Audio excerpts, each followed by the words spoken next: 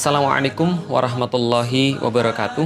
Alhamdulillah, puji dan syukur senantiasa kita panjatkan kepada Allah Subhanahu wa Ta'ala, karena tidak ada satupun yang layak untuk kita berikan puji-pujian, tidak ada yang layak untuk kita sanjungkan.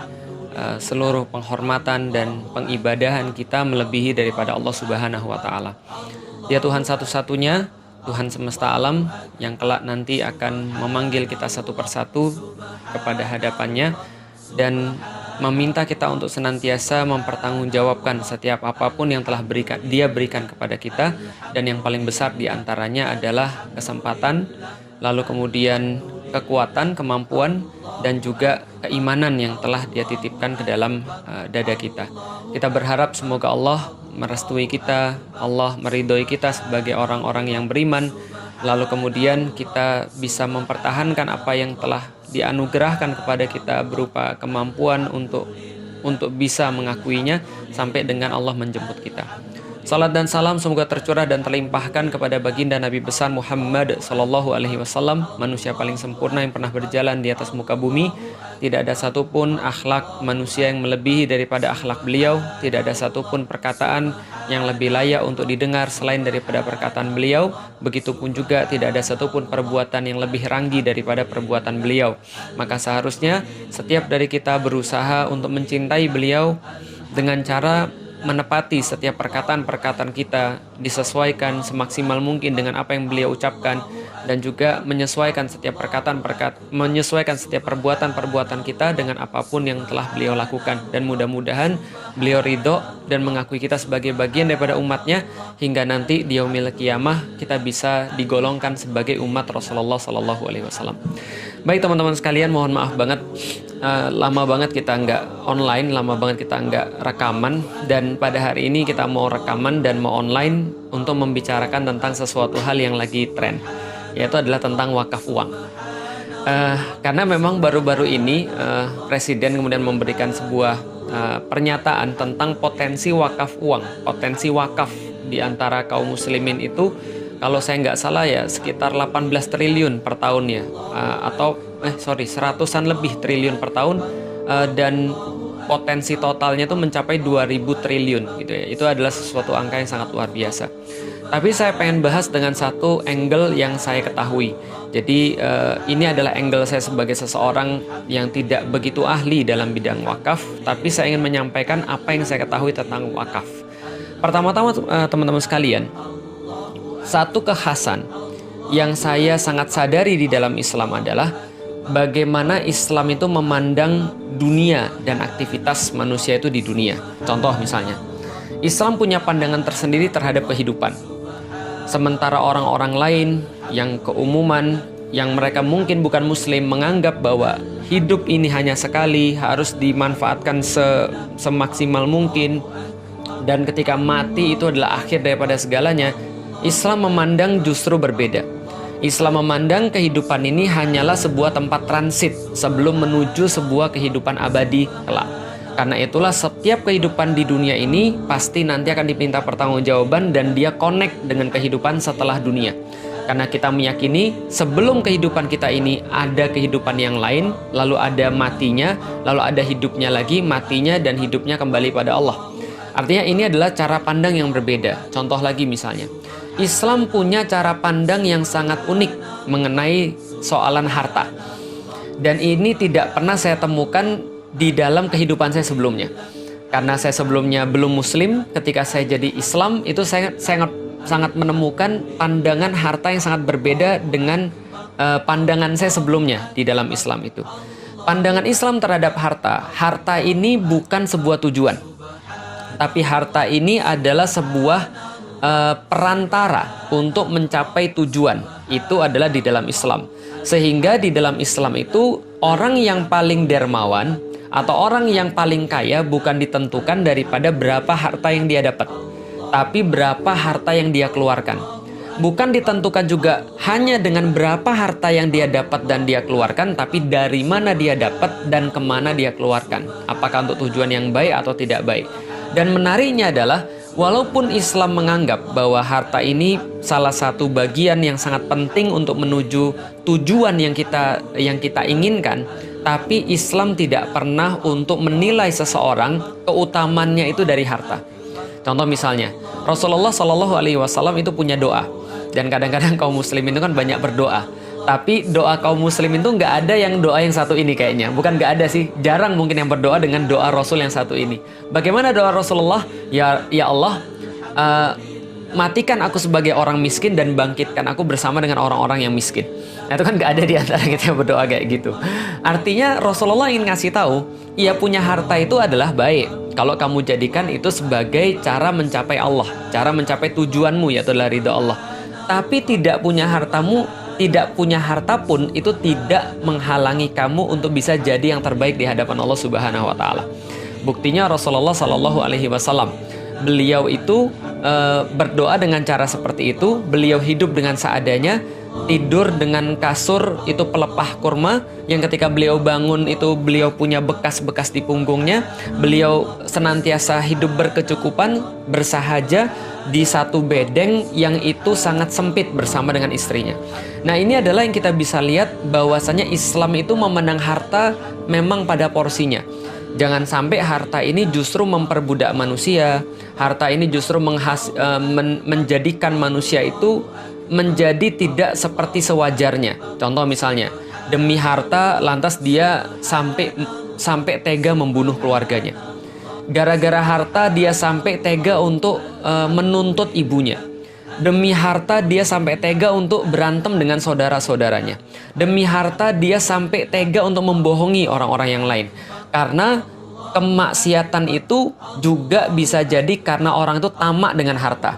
Makanya kita bisa tahu kan ya, bahwasanya kapan dikatakan kaum muslimin itu seperti buih di lautan? Ketika punya penyakit wahan. Apa itu penyakit wahan? Hubud dunya wa karahiyatul maut. Yaitu adalah sangat mencintai dunia, dalam arti harta dunia dan seisinya, syahwat-syahwat yang ada di dunia, termasuk itu adalah harta, dan juga wa karahiyatul maut, dan dia membenci kematian atau dia tidak suka dengan kematian. Jadi cara pandang Islam terhadap harta itu sangat unik. Dan itu hanya bisa didapatkan ketika seseorang itu sudah beragama Islam. Maka satu waktu ketika Mu'adz bin Jabal itu diutus oleh Rasulullah Shallallahu Alaihi Wasallam pergi ke daerah Yaman, maka beliau tanya pada Rasulullah Shallallahu Alaihi Wasallam, ya Rasulullah, apa yang harus saya lakukan ketika saya pergi ke Yaman? Maka Rasulullah menyampaikan pada Mu'adz bin Jabal, Mu'adz, ajak manusia untuk bersyahadat kepada Allah Subhanahu Wa Taala. Pertama ya, jadi ajak manusia untuk bersyahadat pada Allah Subhanahu Wa Taala. Maka lalu Mu'adz menjawab, kalau sudah saya lakukan, lantas apalagi yang harus saya lakukan pada mereka? Kata Rasulullah, tegakkan sholat. Lalu Mu'adz bertanya lagi, kalau mereka sudah bersyahadat dan sudah menegakkan sholat, apalagi yang harus kita perintahkan pada manusia? Maka Rasulullah Shallallahu Alaihi Wasallam menjawab, maka ambillah infak daripada mereka, maka ambillah zakat daripada mereka. Maka ini adalah sesuatu yang kita kenal di dalam Al-Quran ketika Allah mensifati kaum muslimin. Itu kan ya, Zalikal kitabu la raiba fihi hudal lil muttaqin alladzina yu'minuna bil ghaib wa yuqimunas shalah wa mimma razaqnahum yunfikun. Orang-orang yang bertakwa itu adalah mereka yang beriman pada Allah, bersyahadat kalau kasusnya Mu'adz tadi. Lalu kemudian mereka itu sholat, menegakkan sholat, wa yuqimunas shalah. Yang ketiga, mereka yang menunaikan zakat. Maka zakat baru bisa diambil daripada mereka. Dan ini adalah tartib yang Rasulullah ajarkan. Jadi ini adalah sequence yang Rasulullah ajarkan kepada Mu'adz bin Jabal. Mu'adz, ajak orang untuk bersyahadat, lalu tegakkan sholat, lalu kemudian minta infak mereka atau ambil zakat mereka. Dan itu tidak bisa terjadi kalau Anda datang langsung tiba-tiba minta zakat. Rasulullah tahu, it's not working gitu kan ya. Itu nggak bisa begitu. Nggak bisa kita tiba-tiba datang, orang belum bersyahadat, orang belum sholat, tiba-tiba dia diambil zakatnya. Itu namanya pemaksaan. Itu namanya sesuatu yang akan mengakibatkan orang bertanya-tanya, loh kamu siapa?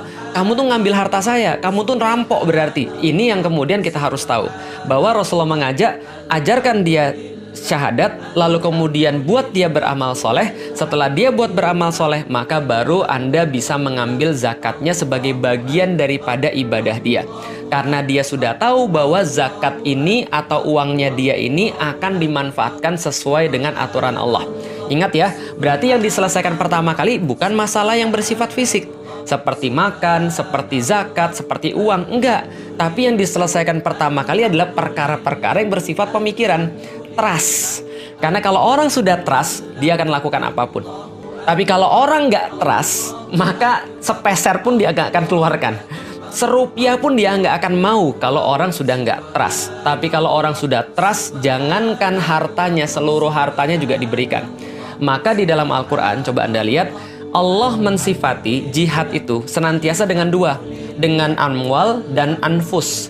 Dengan amwal, dengan mal, dengan harta. Yang kedua anfus, dengan jiwa. Misalnya Allah katakan di dalam surat As-Saff. Surat As-Saff, hal adullukum ala tijaratin tunjikum min azabin alim.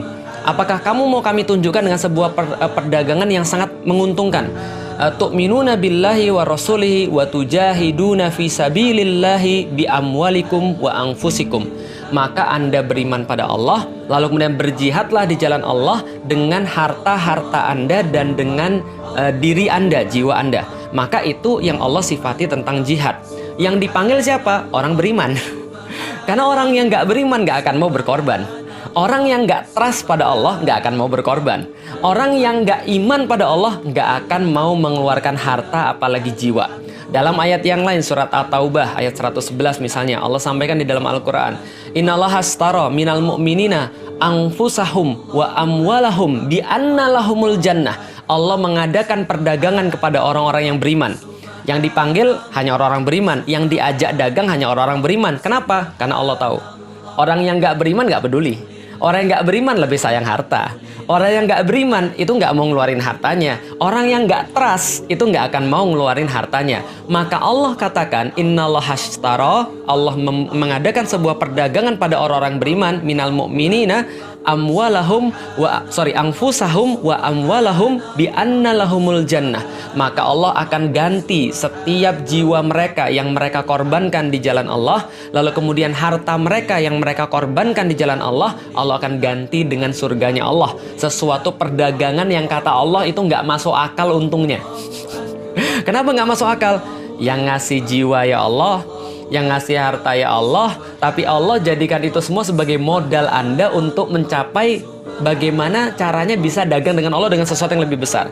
Ibaratnya gini, Anda sudah minjem duitnya orang, lantas Anda beli barang dia dengan menggunakan duitnya dia. Kira-kira gitulah. Makanya kata Allah, ini ada yang menolak nggak nih? Harusnya kalau yang beriman nggak menolak. Maka orang beriman itu sangat mudah mengeluarkan harta kalau seandainya dia sudah tahu ini akan memberikan dia sesuatu. Jadi jangan kira orang beriman itu ya, ikhlas itu seolah-olah dia nggak ngarep apapun. Jangan kira orang beriman tuh nggak ngarep ketika dia ngeluarin sesuatu. Dia ngarep banget. Apa yang dia ngarepin? Dia harapin ridhonya Allah. Dia harapin bahwa Allah menunaikan janjinya. Yaitu ketika dia berikan dengan ikhlas, maka Allah memberikan kepada dia surganya Allah. Maka Allah memberikan dia kenikmatan-kenikmatan. Allah tolak balak daripada dia. Dan seterusnya. Maka orang-orang mukmin tuh ngelihat ini investasi mana yang paling menguntungkan. Maka ketika melihat Utsman bin Affan, ketika perang Tabuk, ini salah satu contohnya. Perang Tabuk itu perang yang sangat sulit. Antum baca nanti di sirah. Perang yang sangat sulit, panasnya luar biasa, dan mereka harus jalan jauh banget, ratusan kilometer untuk menghadapi orang-orang Romawi. Tapi ketika Rasulullah SAW berkata, siapa yang mau untuk infak, siapa yang mau untuk berderma di jalan Allah, siapa yang mau untuk membiayai kemudian peperangan ini, Utsman bin Affan langsung angkat tangan dan bilang, saya nanggung sepertiga ekspedisi ini. Sepertiga ekspedisi saya tanggung, which is itu adalah sekitar ratusan unta gitu kan ya, ratusan kuda, dan banyak sekali duit-duit yang lain yang bersifat cash. Ini yang dilakukan oleh Utsman bin Affan. Dan tidak hanya pada kesempatan itu, Utsman bin Affan itu juga menanggung perang Badar. Utsman bin Affan juga membeli sumur daripada orang Yahudi ketika lagi kekeringan, dan orang Yahudi itu naikin harga sampai nggak masuk akal. Tapi Utsman bin Affan rela untuk kehilangan apapun yang seolah-olah kalau dalam pikiran kita, ini kan harta kita, kan kita yang cari, halal. Tapi semuanya diinfakkan di jalan Allah. Kenapa? Karena dia terpanggil dengan janji Allah Subhanahu wa Ta'ala. Oh ya orang beriman, siapa yang mau masuk surga? Nih kesempatan, kasih harta kamu di jalan Allah. Allah akan kemudian jadikan itu sebagai modal kamu masuk surga. Maka ketika Utsman bin Affan menginfakkan hartanya, maka turun ayat Allah, perumpamaan orang-orang yang berinfak di jalan Allah, yang mengeluarkan harta di jalan Allah, maka mereka seperti menanam satu butir, dari satu butir keluarlah kemudian tujuh sumbulat gitu kan ya, keluarlah 7 sanabil, mohon maaf, keluarlah 7 anggaplah 7 cabang, dan masing-masing cabang itu mengalirkan 100 butir lagi. Jadi satu butir itu 700 minimal. Dan kata Allah, Allah akan melipat gandakan sesuai dengan kehendaknya kalau Allah mau. Dan itu turun dengan satu orang Utsman, Masya Allah. Belum lagi ketika Rasulullah bilang, siapa yang mau berinfak di jalan Allah? Ini kesempatan lagi. Langsung Umar datang ke rumahnya, bilang sama keluarganya, saya mau diskusi. Gimana? Setengah harta mau saya kasih pada Rasulullah. Bayangin, ini nggak nanggung-nanggung. Orang yang termasuk paling kaya di Mekah itu langsung ngasih setengah hartanya kepada Rasulullah Shallallahu Alaihi Wasallam. Yang termasuk paling kaya di Madinah ngasih setengah hartanya pada Rasulullah Shallallahu Alaihi Wasallam, dan dia udah merasa, wah, alhamdulillah nih, saya sudah menginfakkan setengah harta. Lalu ditanya sama Rasulullah, Umar, yang kamu tinggalkan bagi keluargamu apa? Umar menjawab, yang saya tinggalkan adalah setengah harta saya. Lantas datang Abu Bakar lalu bilang, ya Rasulullah, saya semua harta saya. Semua harta saya ambil ya Rasulullah. Untuk kemudian ini adalah untuk kepentingan Islam, untuk kepentingan jihad fisabilillah. Maka Rasul bertanya pada Abu Bakar, wahai Abu Bakar, yang kamu tinggalkan untuk keluargamu apa? Maka Abu Bakar menjawab, cukuplah Allah dan Rasulnya untuk keluarga saya. Masya Allah, banyak contoh-contoh yang lain. Abdurrahman bin Auf dengan infaknya dan segala macamnya, ini semua adalah contoh kedermawanan kaum muslim yang saya pikir tidak pernah tertandingi oleh umat-umat manapun. Kenapa? Karena motivasi mereka untuk mengeluarkan uang bukan hanya motivasi sendiri, bukan hanya motivasi investasi, bukan hanya motivasi duniawi yang hanya mati selesai, yang hanya kalau misalnya kita sakit nggak bisa lagi kita nikmati. Tapi ini investasinya adalah investasi perdagangan dengan Allah. Maka mereka punya motivasi yang sama sekali berbeda dan sangat kuat sekali, Masya Allah. Maka mereka nggak ragu-ragu. Karena kenapa? Mereka trust dengan Allah. Kalau manusia aja kita bisa trust. Kalau kita investasi pada mereka dan orangnya pintar, maka dia akan balik lagi kepada kita dalam bentuk harta yang lebih banyak. Apalagi investasinya dengan Allah. Nah, investasi dengan Allah ini banyak. Mulai dari sedekah, lalu kemudian apalagi zakat, wakaf. Ini semuanya investasi pada Allah. Khususnya wakaf. Kenapa? Karena wakaf adalah yang diartikan oleh ulama sebagai amal jariyah, amal yang mengalir walaupun kita sudah nggak ada. Karena kata Rasulullah, setelah mati seorang anak Adam, maka terputus semua amalnya kecuali 3. Anak yang soleh, lalu kemudian ilmu yang bermanfaat, yang ketiga adalah sodakoh jariyah atau amal jariyah, atau menurut orang-orang para ulama disebut dengan wakaf. Artinya wakaf ini apa? Seseorang itu memberikan hartanya lalu kemudian dihentikan. Wakaf artinya kan berhenti, dihentikan harta itu untuk dimanfaatkan, dikembalikan harta itu pada Allah, dalam tanda kutip, ya semuanya memang punya Allah kan. Jadi dia kembaliin. Contoh misalnya, saya punya tanah, ini saya hentikan kemanfaatannya buat saya dan saya berikan semuanya untuk Allah. Jadi kalau orang sudah berwakaf, itu sudah miliknya Allah, balik lagi, sehingga nggak lagi milik individu. Tanah wakaf itu bukan lagi milik individu, tapi sudah dikembalikan menjadi milik Allah. Artinya dia dimanfaatkan untuk kepentingan umat. Lah, kalau ada yang mengatakan selama ini wakaf digunakan untuk kepentingan ibadah saja, pengertian ibadahnya kayak apa? Apakah ibadahnya cuma membangun tempat sholat? Apakah ibadahnya cuma membangun masjid? Apakah ibadah itu cuma untuk sholat? Enggak. Justru wakaf itu adalah untuk pemanfaatan segala sesuatu untuk kepentingan kaum muslimin. Bisa jadi wakaf air, bisa jadi wakaf masjid, bisa jadi wakaf pesantren, bisa jadi bahkan wakaf Quran gitu kan ya. Bisa jadi bahkan wakaf kamera. Ini ada sahabat saya, dia punya uang 50 juta. Lalu dia nanya, yang terbaik apa nih dimanfaatkan? Saya bilang wakafin. Wakafin di mana? Beli kamera, cari orang yang bisa buat konten-konten Islam, biayai mereka buat konten-konten Islam, maka selama video itu ditonton sama orang, maka Anda ngalir pahalanya ke situ. Itu jauh lebih enak gitu kan ya. Kenapa? Daripada kita dakwah sendiri, lebih baik kita kemudian wakafin kamera.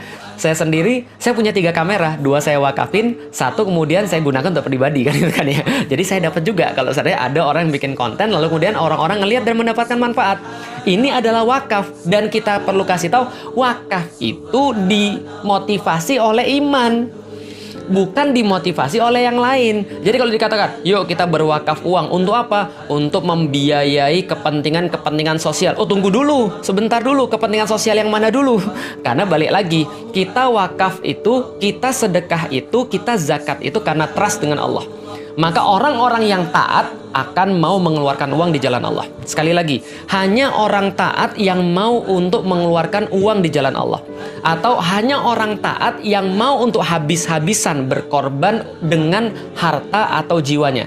Pertanyaan sekarang adalah, kalau seandainya Rasulullah begitu mudah memotivasi para sahabat ketika perang Tabuk, ketika perang Badar, ketika perang apapun dan segala macam, dalam kondisi negara pada saat itu yang Rasulullah pimpin waktu itu memang tidak punya uang cash, maka kemudian Rasul meminta semuanya berebut ngasih hartanya mereka.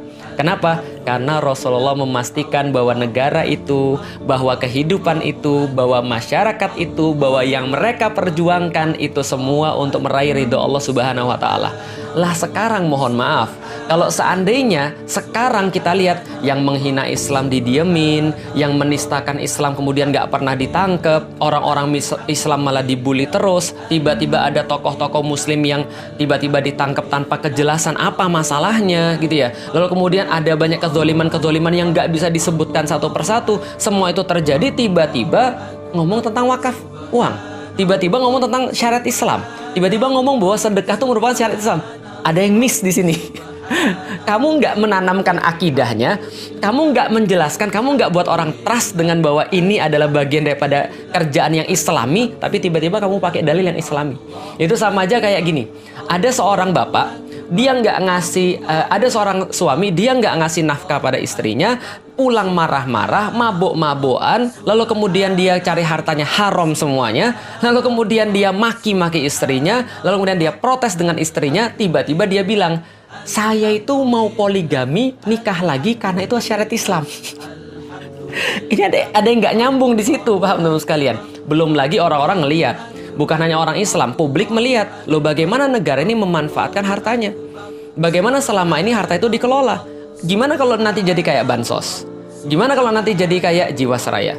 Gimana kalau nanti jadi kayak misalnya contoh ya Asabri dan seterusnya? Ah, ini problem lagi. Lah kenapa? Karena ini masalah pengelolaan harta, nggak ada trust di situ.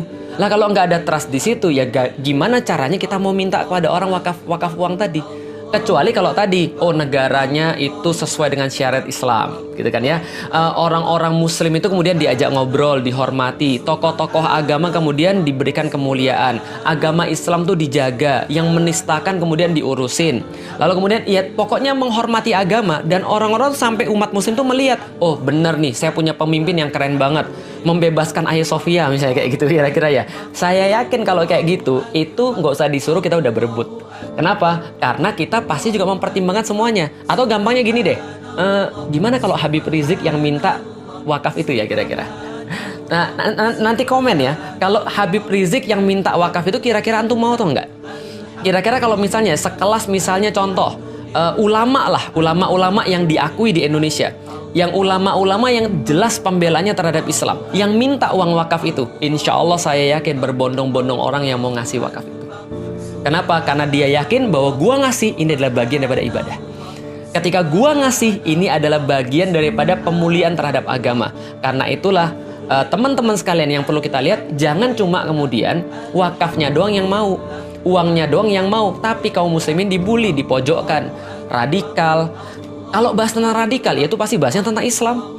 Nggak ada cerita-cerita kemudian bahasa radikal, bahasa yang bukan Islam gitu loh maksudnya. Dikatain radikal lah, anti Pancasila lah. Tapi tiba-tiba kemudian ketika melihat potensi dana, tiba-tiba langsung, oh ini kayaknya perlu diwakafin nih. Sampai kemarin ada meme yang agak lucu. Kalau seandainya ini mau minta wakaf uang, kalau kemarin kan katanya FPI sama HTI kan dibubarin tuh. Nah kalau itu kan nggak boleh lagi untuk ikut pemilu tuh. Kalau ikut wakaf uang boleh nggak? Jadi misalnya ada yang bikin meme kayak gitu. Ini kan karena apa? Distrust. Orang nggak percaya lagi dengan keadaan yang sekarang.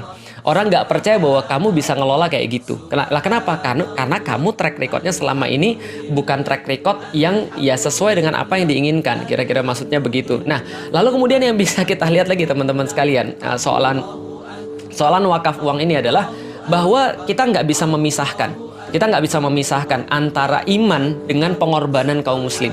Dan itu sudah terjadi dari zaman dulu. Orang-orang Aceh dulu mengumpulkan emas mereka untuk memberi pesawat selawah ketika mereka yakin bahwa tegaknya Indonesia ini akan menegakkan agama. Ketika tegaknya Indonesia ini akan menyelamatkan agama mereka, bukan malah membuat agama mereka ini dibully. Bukan malah menempatkan agama mereka itu dalam pesakitan. Bukan malah menempatkan agama itu selalu jadi tempat yang disalah-salahkan. Gitu kan ya. Ini yang kemudian perlu kita tahu, bahwa ini tidak kita lihat apa yang ada pada pemerintah. Mau nggak mau ya pemerintah boleh berpikir apapun, tapi ya ini harus dikoreksi. Jangan sampai kemudian ya umat berpikir kayak gitu. Nah, ini adalah bagian daripada introspeksi, sebuah kritik kepada pemerintah. Kenapa sih kemudian apapun yang datang dari pemerintah lantas kemudian disalahpahami? Mungkin selama ini komunikasinya nggak benar, atau bahkan tidak pernah berkomunikasi sama sekali. Yang ada justru yang dilihat oleh orang-orang adalah kaum muslim selama ini tidak diberikan sesuatu, tapi ketika kalian mau ngambil sesuatu daripada kaum muslimin. Jadi teman-teman sekalian, itu sedikit bahasan kita tentang wakaf. Artinya kalau Anda mau untuk dibantu dalam tanda kutip ya oleh kaum muslim, ya nggak mau juga nggak apa-apa. Ya berarti Anda harus ngajarin keimanan dulu. Anda harus terlihat bahwa Anda itu memang berbuat sesuatu untuk Islam. Dan satu lagi yang mau saya sampaikan, Indonesia itu ya, data statistik mengatakan, atau survei saya lupa, atau riset saya lupa, nanti kita tampilin nanti di caption, 100 orang paling kaya di Indonesia itu menguasai hampir sekitar setengah atau bahkan 80% kekayaan Indonesia. Lalu kemana selama ini taipan-taipan yang kaya itu? 1-10 orang terkaya di Indonesia. Kenapa mereka nggak mau bantu Indonesia? Kenapa mereka nggak mau kemudian mengeluarkan uang mereka untuk bantu pemerintah? Padahal duit orang-orang muslim, kalaupun dikumpulin semuanya, itu nggak akan sebanyak duit mereka. Orang-orang terkaya di Indonesia itu loh, yang punya duit ratusan triliun, bahkan lebih daripada itu misalnya. Kenapa mereka nggak mau ngeluarin? Kenapa? Karena sekarang orang tahu kan, kalau seandainya orang tuh nggak punya iman, alasan apa mereka ngeluarin duit? Kalau orang tuh nggak punya harapan bahwa ada hitungan setelah akhirat, ngapain mereka mau berkorban dengan duit mereka? Karena itulah Allah dalam Al-Quran mengatakan hanya orang beriman yang dipanggil untuk bisa mengorbankan harta bahkan jiwanya untuk agama, untuk tegaknya Islam, untuk tegaknya ketaatan, untuk tegaknya kebaikan, untuk tegaknya kebenaran, untuk tegaknya keadilan dan seterusnya. Dan itulah yang kita bisa pelajari daripada situasi akhir-akhir ini. Mohon maaf kalau ada yang nggak nyaman dengan bahasan kita, cuman saya agak mikir dan agak gatel aja gitu kan ya. Saya cuma mikir, kamu nggak ngajari anakmu untuk beriman, tiba-tiba ketika dia nggak berbakti kepadamu, kamu marah. Kamu nggak ngajarin anakmu untuk taat, tapi kamu marah ketika dia, tapi kamu minta dia untuk sholat. Sama aja kayak ada orang tua yang selama ini nyontoin di depan anaknya dangdutan, nyontoin di depan anaknya untuk ngerokok, nyontoin di depan anaknya untuk berbuat maksiat, tapi dia marah ketika anaknya bermaksiat. Ya sama kayak tadi, maksudnya adalah kamu nyontoin dulu dong. Kalau kamu minta rakyat untuk taat, minta rakyat untuk keluarkan infak atau bahkan wakaf uang, ya contohin dulu. Gitu, maksudnya contohin dulu bahwa memang ini adalah kamu taat dong, keluarin wakafmu. Ya kamu dulu dong taat, hormati dulu dong agamamu, korbankan dirimu dulu dong untuk agamamu, buat sesuatu dong untuk agamamu, baru orang-orang pasti akan ngikutin walau kamu nggak ngomong. Dan itu sudah terbukti pada Rasulullah Shallallahu Alaihi Wasallam. Rasul nggak usah ngomong, para sahabat sudah infak. Apalagi kalau Rasul ngomong, selesai gitu kan ya. Utsman bin Affan sepertiga langsung ditanggung dan seterusnya. Masya Allah, barakallahu fikum, mudah-mudahan bermanfaat. Nanti kalau misalnya ada perlu penjelasan, cari pada ulama-ulama yang lebih paham. Yang jelas saya nggak mau mendalam soalan wakaf, saya cuma mau membahas implikasinya aja. Mudah-mudahan bermanfaat. Assalamualaikum warahmatullahi wabarakatuh. Dadah.